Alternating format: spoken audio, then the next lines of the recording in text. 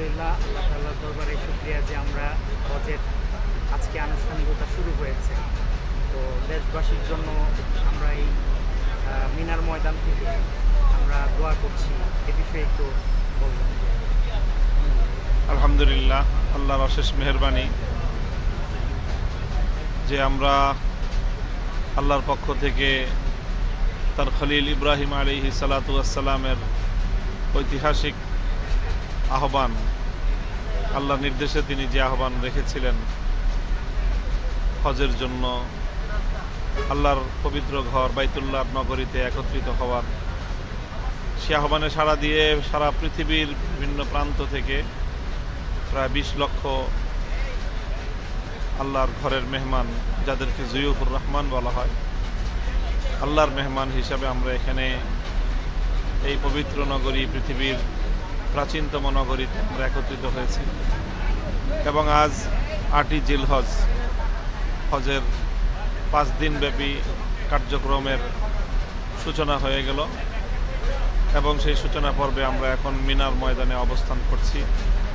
ঐতিহাসিক মিনা, যেখানে হজের সবচেয়ে দীর্ঘ বিধানগুলি এখানে পালিত হবে। আজ এখানে আমরা অবস্থান করছি, সারাদিন থাকবো, রাত্রি যাপন করব ইনশাআল্লাহুল আজিজ। এই মিনাতেই হযরত রাসূল সাল্লাল্লাহু আলাইহি ওয়াসাল্লাম ইসলামের দাওয়াতের কার্যক্রম পরিচালনা করতেন এবং এখান থেকেই সোনার মদিনার দিকে ইসলামের যাত্রা শুরু হয়েছিল। অসংখ্য অগণিত স্মৃতি, ইতিহাসের শ্রেষ্ঠ স্মৃতিগুলো এখানে রচিত হয়েছে, ঘটনাগুলো এখানে রচিত হয়েছে। ইব্রাহিম আলাইহিস সালাতু ওয়াস সালাম আল্লাহ প্রেমের যে দৃষ্টান্তহীন নজির স্থাপন করেছিলেন, সেটাও এই মিনার প্রান্তরে। তো আমরা খলিল ইব্রাহিম আলাইহিস সালাতু ওয়াস সালাম এবং হাবিব মুহাম্মদুর রাসূলুল্লাহ সাল্লাল্লাহু আলাইহি ওয়াসাল্লামের আদর্শের অনুসরণে আল্লাহর নির্দেশ পালনার্থে ইসলামের অন্যতম প্রধান স্তম্ভ হজের বিধান পালনের জন্য এখানে একত্রিত হয়েছি। 20 লক্ষ মানুষের এই মহান হজ কার্যক্রম যেন আল্লাহ পাক কবুল করেন, নিরাপদে রাখেন। বিশ্ববাসীর কাছে, বিশেষ করে দেশবাসীর কাছে আমরা সেই দোয়া চাই। আমরা বাংলাদেশের জন্য এখান থেকে দোয়া করি, আমাদের দেশটাকে যেন আল্লাহ পাক ভালো রাখেন, দুর্ঘটনা মুক্ত রাখেন। আমরা দেশের নানা সংবাদ এখান থেকেও পাচ্ছি, দুর্ঘটনার সংবাদগুলোতে আমরাও এখানে বেদনাহত হচ্ছি।